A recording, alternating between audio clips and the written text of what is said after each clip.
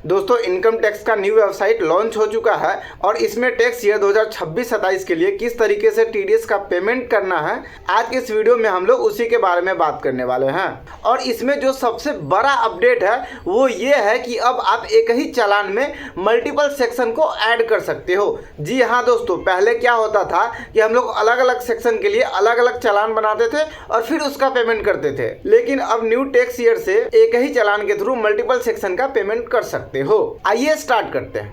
तो उसके लिए सबसे पहले जो इनकम टैक्स का पोर्टल है www.incometax.gov.in उसको ओपन कर लेते हैं। ठीक है, आप यहाँ से लॉगिन करके भी पेमेंट कर सकते हो और दूसरा ये जो क्विक लिंक है इसके थ्रू भी हम लोग पेमेंट कर सकते हैं। तो मैं यहाँ पे ई पे टैक्स पे क्लिक कर लेता हूँ। तो यहाँ पे आपको by default income tax act 1961 जो है वहाँ पे क्लिक दिखेगा। तो आपको सिंपली क्या करना है, इस वाले ऑप्शन पे क्लिक कर लेना है, income tax act 2025 and continue कर लेना है। ठीक है, उसके बाद यहाँ पे आपको टैन नंबर और मोबाइल नंबर डाल के लॉगिन कर लेना है। ठीक है गाइस, तो यहाँ पे मैंने OTP डाल दिया है एंड उसके बाद आपको कंटिन्यू पे क्लिक कर लेना है एंड वापस से यहाँ पे आपको कंटिन्यू पे क्लिक कर लेना है।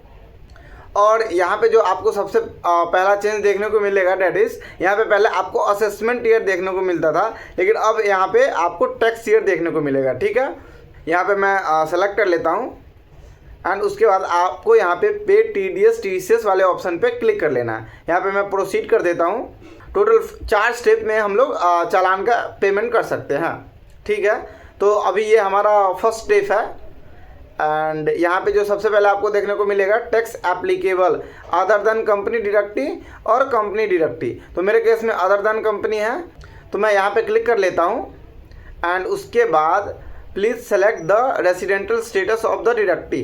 तो यहाँ पे मैं रेसिडेंट वाले ऑप्शन पे क्लिक कर लूँगा और यहाँ पे नोट में जो सबसे इम्पोर्टेंट नोट है डैट इज़ 4th। ठीक है, यहाँ पे लिखा हुआ multiple section codes can be selected for the chosen deductive type. यहाँ पे आप एक ही चालान में मल्टीपल सेक्शन का जो पेमेंट है वो आप कर सकते हो। दूसरा क्या है कि यहाँ पे टोटल 20 कोड आप एक चालान में ऐड कर सकते हो। ठीक है, बाकी आप सारे नोट्स को पढ़ सकते हो। ठीक है, सो मैं यहाँ पे कंटिन्यू वाले ऑप्शन पे क्लिक कर लेता हूँ एंड उसके बाद यहाँ पे जैसे ही आप क्लिक करोगे तो यहाँ पे जो पुराने वाले सेक्शंस होते थे वो आपको देखने को नहीं मिलेगा। तो यहाँ पे हो सकता है कि आप कंफ्यूज हो जाओ, तो उसके लिए मैंने क्या करा है कि मैंने एक सीट प्रिपेयर करी हुई है और यहाँ पे मैंने क्या करा है कि ओल्ड सेक्शन के साथ नया वाला जो कोड है वो यहाँ पे मेंशन कर दिया है। इसके हेल्प से आप चालान का पेमेंट इजीली कर सकते हो। जैसे कि मैं यहाँ पे सर्च करूँगा 194J।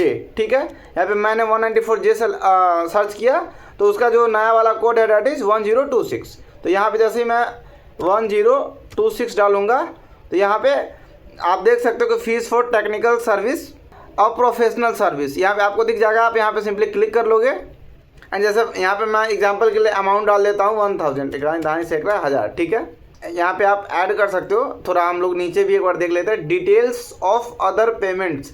यहाँ पे इंटरेस्ट का अगर आपके केस में अमाउंट है तो आप इंटरेस्ट का अमाउंट डाल दोगे, लेट फी वगैरह है वो डाल दोगे, पेनल्टी है वो डाल दोगे, या अगर कोई भी अमाउंट है तो आप सिंपली यहाँ पे पुट कर सकते हो। मैं यहाँ पे उसको ऐड कर देता हूँ